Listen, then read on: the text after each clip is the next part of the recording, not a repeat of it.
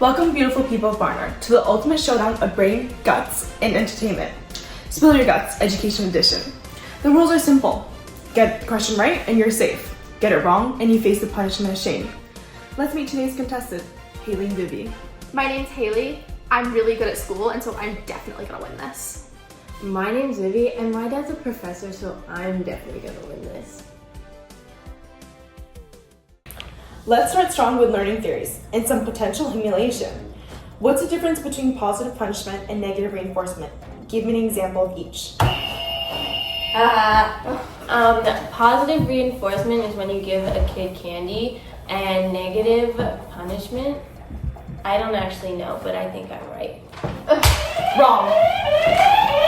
Now you're gonna have to write the emojis on a whiteboard explaining positive punishment and negative reinforcement. Haha.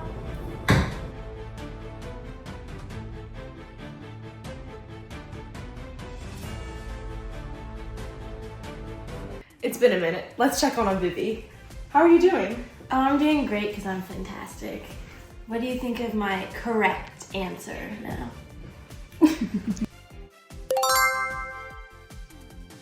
According to Piaget, what stage of cognitive development would a 7-year-old be in, and how should that affect teaching? I think that they should be in the concrete operational stage, and teachers should definitely use like real-world examples and hands-on learning. That's correct. Of course it is. You're cheating. Put your hands down. Moving on. Which theorist believes students learn best through social interactions and scaffolding? Yeah, Lev Vygotsky. And scaffolding is basically like when teachers are like really there for a student and then over time like pull back to let them do their own thing. That's correct. Great job. Well, duh.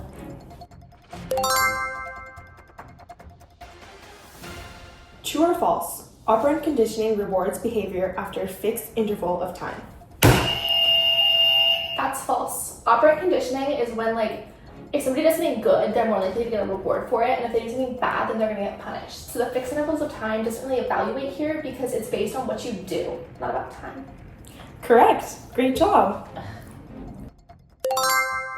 Now we're going to move into round 2, historical injustices in education. Question 1. Name one way Native Americans born in schools attempted to assimilate Indigenous children. I think I remember this. They cut off all of the Indigenous people's hair and then forced them to speak only in English as like a Eurocentric idea, right? Yes, correct. Question 2. Brown v. Board of Education overturned which Supreme Court decision? I remember learning this in school. It's Plessy versus Ferguson. It's a very important case. Correct. Moving on to question 3. Who said separate educational facilities are inherently unequal? Wait, this one's really hard, but I think it was Chief Justice at the time, Earl Warren, right? Correct. And for the last question of this section, according to Nicole Hannah-Jones, why was desegregation not the same as integration? Desegregation was the legal barrier, while integration was the actual mixing within schools. So schools weren't truly integrated then most of the time. Correct.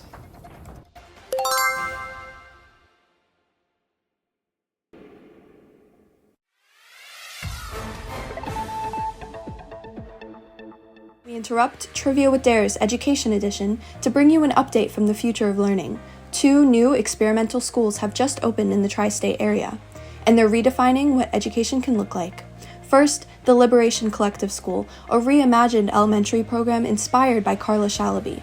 Here, students aren't tracked or ranked. They co-create projects, mentor one another across age groups, and resolve conflict through community-led restorative circles. No detention, no power struggles, just democratic learning day by day. Next, Montview Academy, a self-directed Montessori-style school for deep, focused learners. No standardized curriculum, just tailor-made learning pathways based on what each student is genuinely curious about. Autonomy, rigor, and creativity, all in one place. 2 schools, 2 bold visions. Interested? Call 1-800-RETHINK-EDUCATION to learn more and sign up for a virtual tour. We're halfway in, and let's check in with the score. Looks like Haley's in the lead. Round 3, Student Voices and Resistance. Let's see if you can resist making fools of yourself. Name one way students resisted oppressive school system in the U.S. history. Walkouts and protests. That's correct. Second question. What does it mean to code switch, and why might students of color do it in schools? Well, as everyone knows, coding talks about like computer coding, and it's really important for students to learn how to computer code because in our changing world, like technology is so important. So I think that answers it. Wrong. You have 60 seconds to search it up and explain it in a yoga pose. Okay, I just learned that code switching is what students of color usually do in order to try and fit in with their peers and relate more to their peers, and it's the process of adapting language and speech and behaviors to more align with the social norm, and yeah. Question 3. According to Tara Yoso, what are 2 forms of community culture wealth students of color bring into classrooms? Yeah. Mind and body. Like, they just bring themselves into the classroom and their minds and their bodies. Wrong. Time for your punishment. You have to mime it while other people try to guess.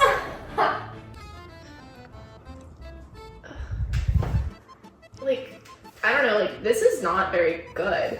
Like, are you yearning? Oh, I know. It's aspirational. Aspirational, what? Like a capital?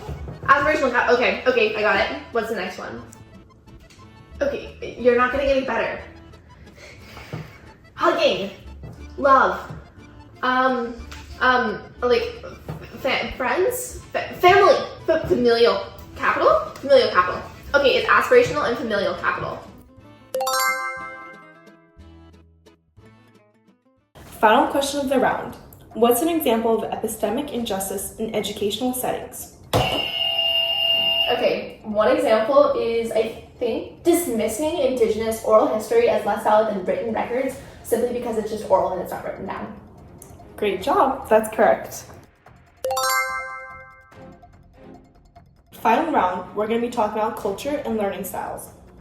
Vivi, it's time for you to redeem yourself. Question 1. How might a collectivist culture approach learning differently from an individualistic one? So like the collective is focused on like more than one person, and so I think like the collective refers to like the whole school as one, and like they're working together on projects versus individuals, like the individual classes like working together in the classroom. Wrong. It's time for you to explain it as a sports announcer. Welcome back, sports fans, to your daily roundup of sports. In the collectivist category, down on the 40-yard line, there is a group working together. They are making sure to focus on the group success, not just the success of each individual. Over there on the 20-yard line, there is an individual going rogue, just focused on competition and their own style. That's an example of individualism. Well, thank you, sports fans. Back to you. Question 2.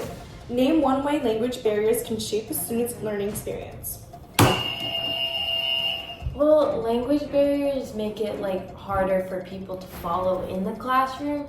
So like in discussions and like just in learning in general, because they don't really know the language which is going on in the classroom. Amazing job, Vivi. That's correct.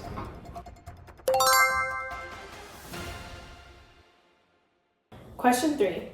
What's funds of knowledge and how can teachers use it in the classroom? Okay, funds of knowledge are things that students have from their home lives and things, and teachers can use it by like bringing it into the classroom and integrating like students' home lives as well as their school lives, and it makes it feel like a better learning experience.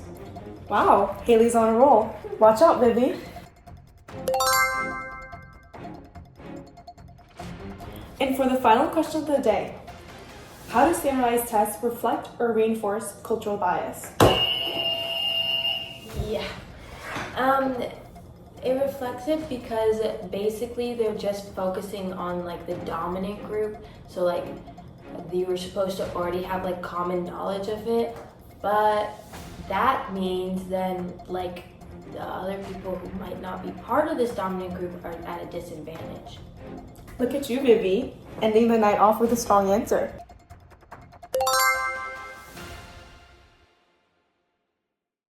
Looks like there's a tie.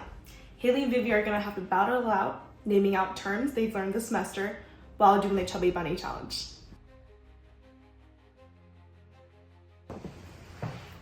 Are you guys ready? Oh, duh. Okay. First marshmallow. Teacher. First marshmallow for me. Second marshmallow. Positive punishment. Okay, next one. Negative punishment. Third marshmallow. Punishment. Okay, this one. Say louder!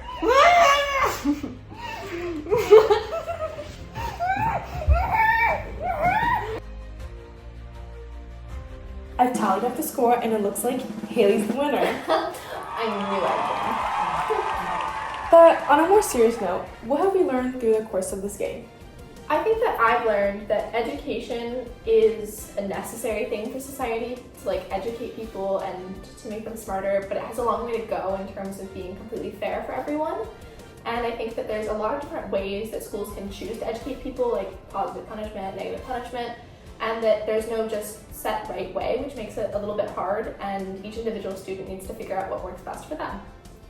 Yeah, I think that education is not a simple process. It's something that we all should go through, but the teaching students and everything is a complicated process considering that everyone is different and we all have our own identities, own challenges when it comes to learning. So I think the education system can definitely work on how can we support all students.